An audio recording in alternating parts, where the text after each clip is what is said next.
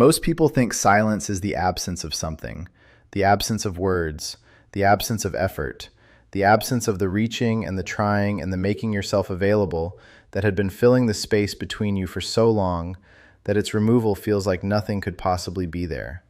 But silence is not the absence of something. It is the presence of everything that was never said.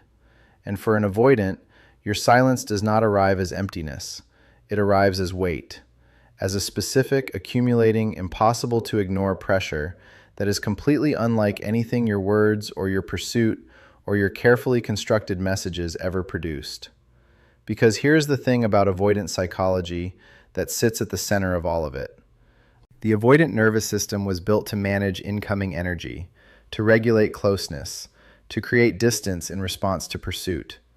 Every tool the avoidant has developed over a lifetime of protecting themselves from the overwhelm of emotional intimacy is a tool designed to work against something that is moving towards them.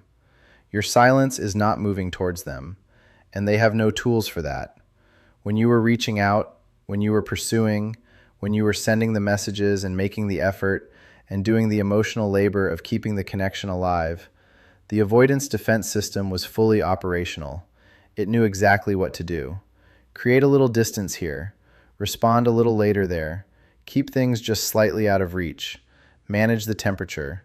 Maintain the control. But your silence walks straight past all of that. It does not trigger the withdrawal reflex because there is nothing to withdraw from. It does not activate the push and pull because there is no push. It simply sits there, in the space where your presence used to be, and it does something the avoidance entire architecture was never designed to handle. It makes them feel the relationship from the inside rather than the outside. Let me explain what I mean by that.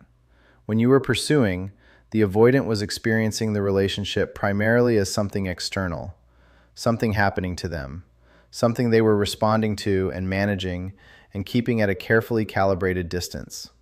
The relationship existed, in their experience, largely as incoming energy that required outgoing regulation.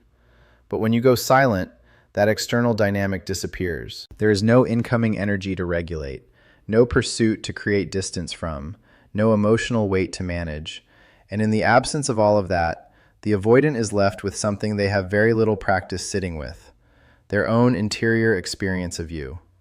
Not filtered through the task of managing your closeness, not processed through the lens of what your presence requires from them, just the raw, unmediated experience of what you actually mean to them, what your absence actually feels like, what the silence where your presence used to be actually sounds like when there is nothing else to listen to. And what it sounds like is not quiet. It sounds like every conversation they half showed up for, every moment they chose distance when they could have chosen presence, every time you reached and they managed the reach instead of meeting it, every small withdrawal that felt like self-protection at the time and sounds in the silence like a long series of choices that led here. Your silence does not let the avoidant off the hook by giving them something to react to. It holds them in the truth of what they created by removing everything except the result of it. I want to tell you something about what this felt like from the inside. After Claire went quiet, and I mean genuinely quiet, not the strategic quiet of someone waiting to see what I would do, but the quiet of someone who had simply run out of reasons to keep reaching, I experienced something I had never encountered in any previous relationship. I ran out of things to manage.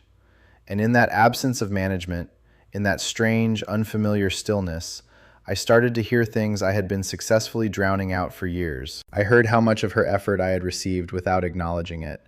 I heard the specific quality of her patience and understood, for the first time, what it must have cost her.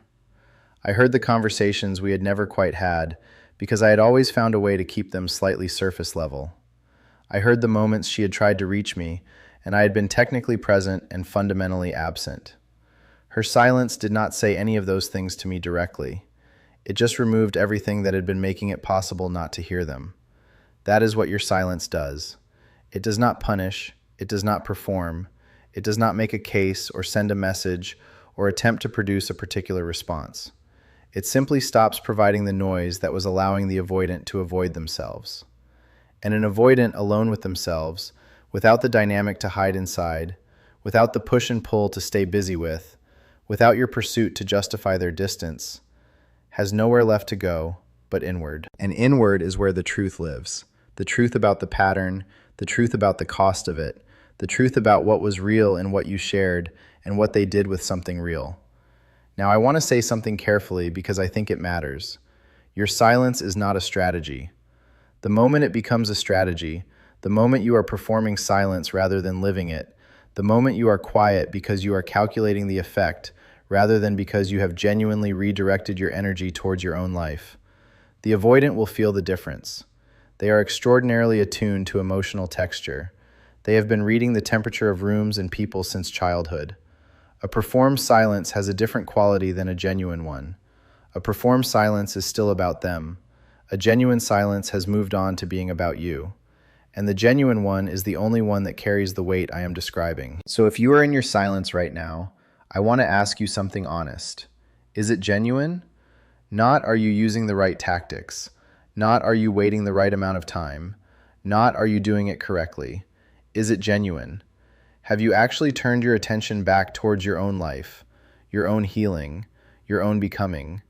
Have you genuinely stopped organizing your interior world around someone who is not organizing theirs around you? Because if you have, then your silence is not empty. It is the fullest thing you have ever offered. It is you, finally, taking up the space you were always supposed to occupy. And on the other side of it, in the quiet that your quiet created, the avoidant is hearing something they have never heard before, the sound of what it actually costs to lose you. And that sound, unlike anything you ever said or did or tried or offered, cannot be managed, cannot be regulated, cannot be kept at a comfortable distance. It just plays, on and on, in the silence you left behind.